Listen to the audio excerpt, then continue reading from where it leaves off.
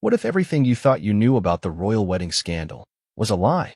For years, the world believed Meghan Markle's heartbreaking confession that Kate Middleton made her cry just days before the royal wedding.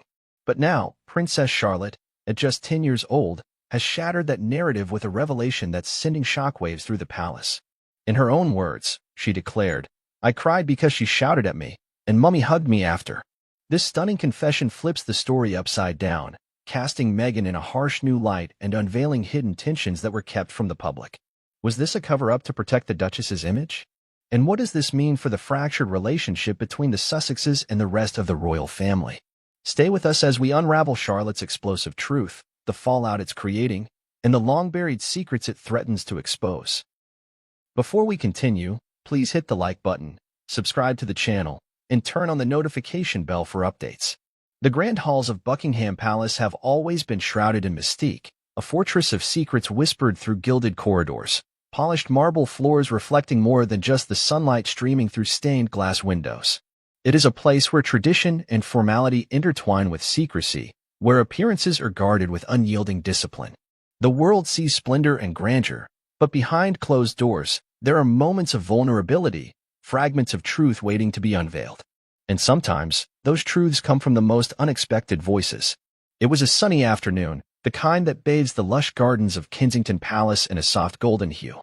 The laughter of children echoed faintly across the lawns, blending with the soft rustle of leaves and the distant hum of London's restless streets.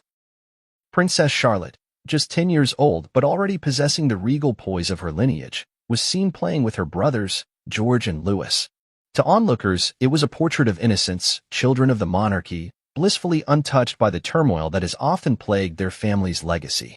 But beneath her bright smile and sparkling eyes, there was a weight, something unspoken that lingered behind her gaze. For years, the narrative surrounding the infamous royal wedding had been cemented in public perception. Meghan Markle, the Duchess of Sussex, had famously claimed that Kate Middleton, the Duchess of Cambridge, had made her cry during a disagreement about flower girl dresses. It was a revelation that sent shockwaves through royal observers, sparking debates and drawing sharp lines of division among supporters of the royal family. Meghan's account painted Kate as cold, unyielding, a symbol of the monarchy's unforgiving traditions. But while the world argued and speculated, the true witness to that moment remained silent until now. The revelation did not come from a grand press release or a well-timed interview. It emerged in the most unguarded of moments, a candid conversation between Princess Charlotte and her close friend during a quiet afternoon at the palace. Charlotte's voice was soft but steady, her words carrying the innocence of a child unburdened by political consequence. "It wasn't Mummy who made her cry," she whispered, her fingers fiddling with the lace of her dress. "It was Aunt Meghan. She shouted at me, and I cried. Mummy hugged me after." The words hung in the air like a storm cloud ready to burst, crackling with tension and disbelief. For a moment, there was only silence, a vacuum where disbelief and shock collided.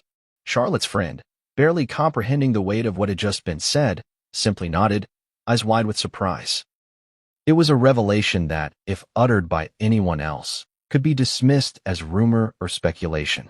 But this was Princess Charlotte, the direct witness to that day, speaking with the unfiltered honesty that only a child could muster.